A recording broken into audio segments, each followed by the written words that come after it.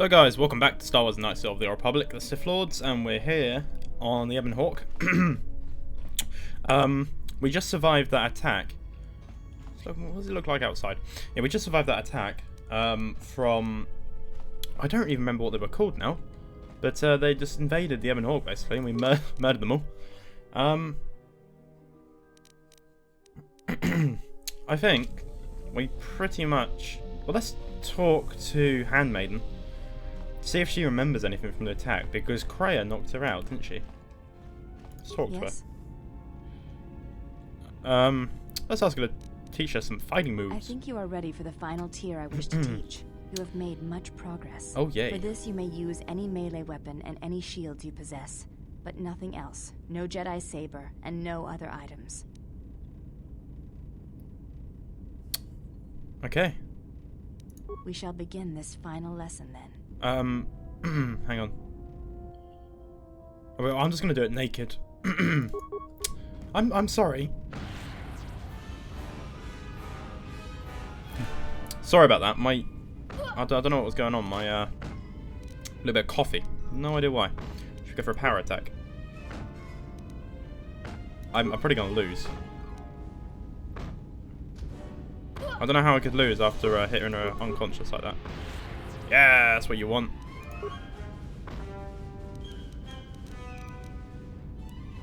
Power attack, power attack. Hacha! There's no point in enabling a shield, is there? Because she's just melee attacking, which shields don't protect against, so you're wrecked. Atris was correct about you. You know war, its motions and currents. There is nothing more I can teach you. And maybe I can teach you some things. I have already learned much of your styles and combat. There is no need to know more. What's the problem? Combat among the Ichani is a personal thing. Repeated duels are not what they are in other cultures, and I would rather that this not become more than it is. And I have taken an oath to Atris against studying from a Jedi, or anything of the Jedi teachings. But do you want to learn? What I desire is of no importance. My father broke his oaths. He shamed us all. I do not wish to follow his path. I swore not to follow his path. If I were to follow a Jedi against Atris's wishes, then I would be betraying her for you. Oh, we got a lot of sections here then. If I'm lost, then all I can teach you will be lost. There is no betrayal in learning, and it's important to me that you know the Jedi, that you know who I was, who I am. Yes, go for that one. This is a difficult thing for me to say, but I ask that you be silent as I tell you this. Oh, we're gonna be silent, guys. It is my desire to learn from you what you can teach me of battle. I have already learned much in our duels, but with every battle, I wish to know more of you. Your stance, your movements. I can sense shades of meaning and an echo of something I have yet to experience. Atris said that you were the only Jedi to have survived the Mandalorian Wars, that you had stared into the heart of war and only turned away because you were forced to. I do not believe her. I believe that you made a choice, as my father did, and that is important to me, more than you know. And you are important to me more than you know. I will accept whatever you wish to teach me, though it breaks my oath to Atris. I wanted to talk to you about your mother. What of her? As I said, I knew little about her. She was a Jedi. Her name was Aaron Kay. This is already known to me. Why are you telling me this? Because the Force runs strong in bloodlines. I think I have always known this. It has always been in my thoughts. As I followed Atris, perhaps what I wished to follow was the call of my bloodline, of my mother. I have felt incomplete, hollow since her loss at Malachor 5. And with your help, perhaps this wound might be healed. And so it ends. I want you to teach me the ways What of did she the say? Force, to become a Jedi Knight like my mother. Why did she say and so it ends? If I were to train you, then I might harm you, and I would not. Okay. If you do this, you will break your... There is the betrayal of Atris, and there is the betrayal of my mother and father. After seeing you in battle, I know you more than I have ever known Atris, and I am not convinced that serving her is the greater good. I want to feel what my mother felt for my father, what ran through my mother's veins when she was one with the Force. I wish to hear what my mother heard, as she fought the Mandalorians, until the moment she died on Malachor 5. Then know this: you have the you have the makings of a Jedi Guardian within you, and it's time I showed you that path. I will not let you down, Exile. I will honor you, as I honor the face of my mother. The Handmaiden has taken her first steps on the path of the Jedi Guardian. She will now grow in ability as she travels with you. Awesome! Betrayal.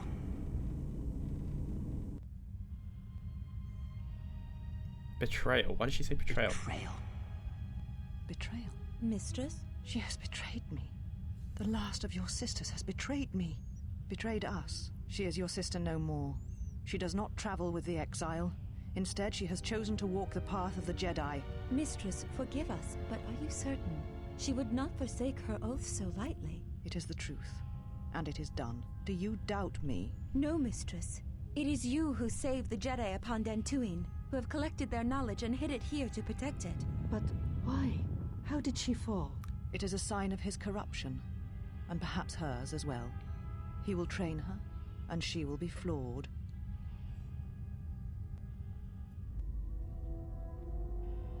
We should probably go... Okay, I'm naked. We should probably go back at some point, talk to Atris, because I feel like she knows some stuff that'd be useful to us. And let's equip our 2 lightsabers. I ideally don't... Well, Handmaiden actually... Yeah, should we give Handmaiden a double-bladed lightsaber? Because she already uses some sort of double-bladed thing, doesn't she? So... Double-bladed lightsaber would be good for her to use. Oh, hello. Let's talk to Atton. Hey, Atton. Something up? No. Oh, I had some questions for you. Alright. What did you want to know? I met someone in Nar Shaddaa who says he knows you. Yeah, that's a surprise. Did he say I owed him credits too? He says you're not Atton at all. That you showed up on Nar Shaddaa during this Jedi Civil War. I'm as Atton will ever be. And whoever your trusted informant is, he's right. I did show up on Nar Shaddaa during the Jedi Civil War, along with a lot of other refugees. Is that something you want to tell me? No, because you're asking about it. If I wanted to tell you anything, I would have come and told you. Anything else? Calm down, I just want to know. No harm meant. Is this an interrogation? If so, you're terrible at it. Especially for an ex-Jedi. Or whatever you are. Why don't you just crawl in my head and try to dig out whatever you're looking for rather than asking about it? Good idea. If you've got a problem, let's say it right now. You know what? I helped you get off Dragas. If I hadn't been there, you wouldn't have even gotten off the administration level. I'm trying to help you. I don't know why I'm bothering. Why are you trying to protect me? I don't know. I'm not sure I understand it half the time. I want to know where you were before you arrived on Nar Shaddaa. You know what? Not once have I asked you about the Mandalorian Wars. Not once. I heard about Duxon. Everyone has. I heard about Serico, and I sure as hell know about Malachor 5. What makes you think you've got the right to interrogate me on anything? You've got plenty of lives to answer for. All you Jedi do. If you got a question, ask it. How did Oh, you I didn't mean even to live with yourself click on the after wrong thing. Malachor? Is that why you went back to the Jedi Council? Hoping they'd kill you? Go on, let's hear it all. But Jedi don't kill, do they? At least not their prisoners. Maybe you were counting on it when you went back in chains. So you got off easy. You were exiled, brushed under the cargo ramp, another dirty little Jedi secret.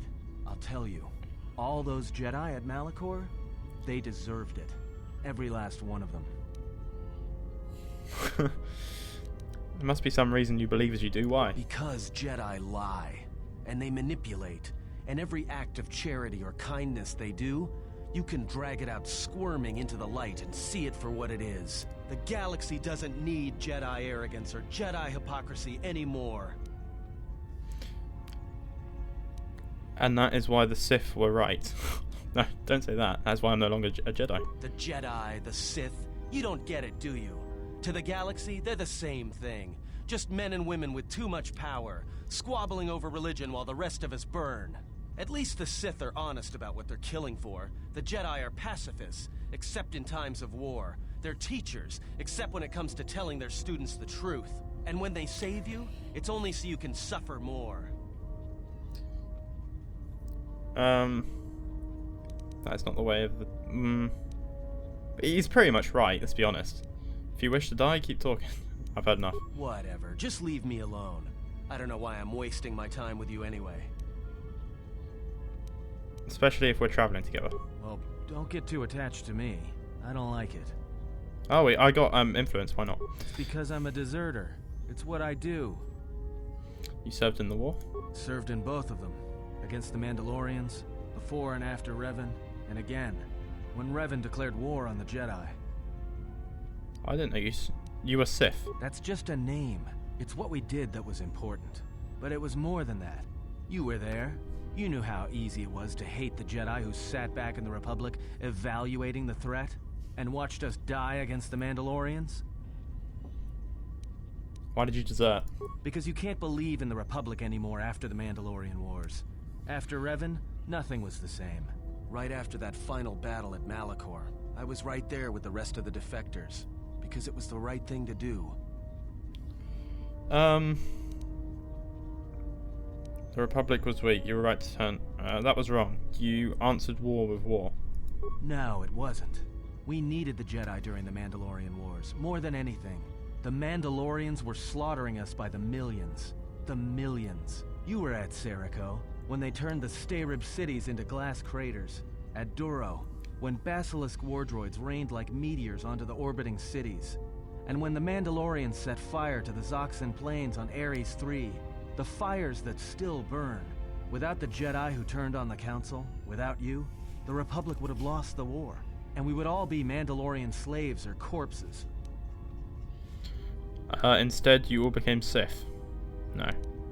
Yeah. If that's what you want to call knowing when to fight and when to kill, then yes. But you can't really break down people into Sith and Jedi and expect everything to make sense. We were loyal to Revan. That was enough. He saved us. So, what happened then? After Malachor, after the Mandalorian Wars, that's when the Sith teachings started spreading through the ranks. We knew where our loyalties lay. To the Jedi who came to help us. Not the ones who sat back on Dantooine and Coruscant, watching us die. So when those same Jedi who watched us die decided to start fighting us during the Jedi Civil War, we fought back. I fought back. The idea of you fighting Jedi is ridiculous. Yeah, it sure is. And that's why I was so good at it. And that's why I wasn't fighting Jedi. I was killing them. People say killing Jedi is hard. It's not. You just have to be smart about it. No blasters, no getting close to them, no attacking them directly when you can gun down their allies instead. There's ways of gassing them, drugging them, making them lose control, torturing them. I was really good at it. He's like a What's Sith Lord, worse this guy. is that killing them wasn't the best thing. Making them fall. Making them see our side of it. That was the best. He has a dark side. Jeez. I taught myself techniques. It's hard for Jedi to sense what you're really thinking if you throw up walls of strong emotions and feelings. Lust, impatience, cowardice. Most Jedi awareness doesn't cruise beyond the surface feelings to see what's deeper. And I was good at that, throwing up walls. And my superiors knew it. Sometimes the Jedi on our side wouldn't even realize I was there. Is that why you act? So you force emotions to block someone reading your mind? Yeah, I had a talent for it. More like instinct. I wasn't the only one. I know you left at the Mandalorian Wars, so you don't know much about what went on behind the scenes in the Jedi Civil War. But Revan understood one thing. The real battle was going to be fought between the Jedi on both sides. That was the only battle that mattered. So it all came down to the Jedi and the Force. Whoever had the most, the strongest Jedi were going to win the Civil War. If Revan couldn't convert Jedi, Revan would kill them. So Revan trained elite Sith units into assassination squads, whose duty was to go out and capture enemy Jedi. I was in one of the special units trained to do this. Capture Jedi, not kill them? Yeah, Revan had plans for all Jedi. I think it was important that the Jedi see his side of things, the Sith teachings. Revan wanted to break them, and then have them join him. That doesn't sound like something one can walk away from. Oh, one can walk away from. One day, I decided not to do it anymore, so I left. Ended up on Nar Shaddaa, became someone else. You took a risk thinking I would care that you killed Jedi. I don't. No. Because you've killed Jedi too. Different circumstances, but you have a bigger body count than I ever did. And I've been with you only a short time. Enough to know that as soon as someone signs on with you, they haven't got long to live. You got history, and anyone who travels with you doesn't. And maybe I want somebody to know who I was in case a story needs to be set straight. Maybe you understand. But why did you leave the Sith? Well, there was a woman, a Jedi. She gave her life for mine. You were assigned to kill her. It wasn't a mission. She sought me out. She said she had come to save me. She was lying, of course. Or I think she was. It doesn't matter. She told enough truth to get my attention. Are you sure she was lying? Maybe. It doesn't matter. She knew the right things to say. She said that Revan was doing something terrible to Jedi within the unknown regions. That when we captured Jedi, they were sent to a place designed to break them. And that anyone in his service who showed any ability with the Force was sent there too, to turn them, to break them into dark Jedi, or assassins trained to kill Jedi. She said that's what would happen to me, that I had the Force inside me. That's why I was so good at killing Jedi. And that when the Sith learned of it, there would be no escape, no turning back. I would become an instrument of the dark side, forever. I had heard talk in the ranks, troops vanishing. I knew what she meant, but I didn't believe her, or want to believe her. So what did you do? I did what I did with all Jedi. I hurt her. I hurt her a lot. And then, right when I thought she couldn't take any more, she showed me the Force. In my head. And I felt everything she felt.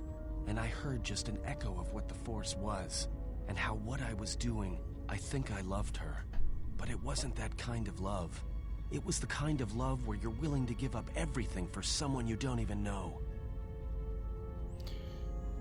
Perhaps she felt a greater good would be served with your salvation. Maybe.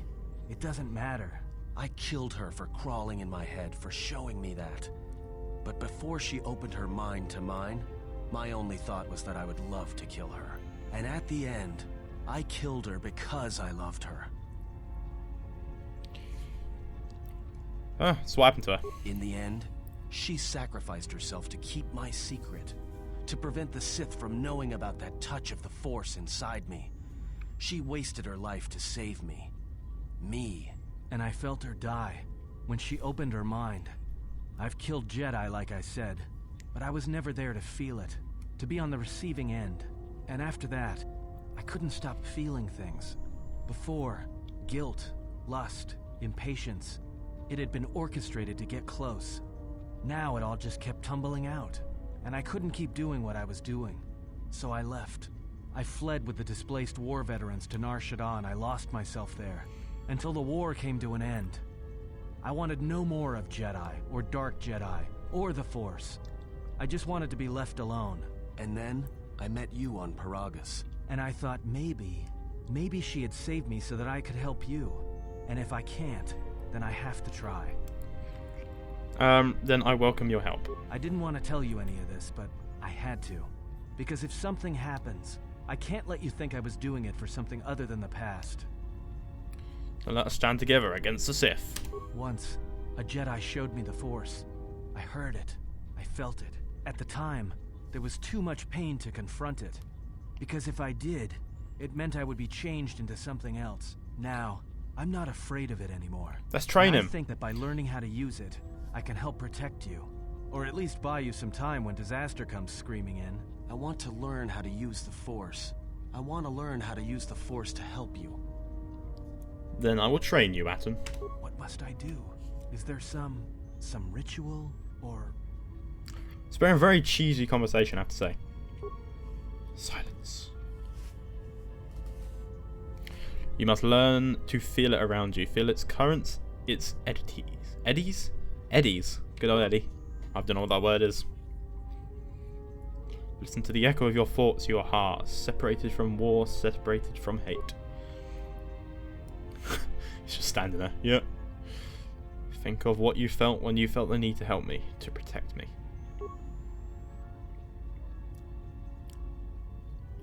And at last, Atton, awaken! He's just standing there. A Jedi Sentinel. He will grow in abilities, he travels with you and learns what you know of the Force. We did it, guys! We trained. We actually trained both our teammates in one episode. There's a bit of a long one, and it's just talking, but we have 2 extra Jedi on the team now. So next episode we'll take them for a spin, I guess. Thank you guys for watching. Hope you enjoyed, and I'll see you in the next one. Goodbye.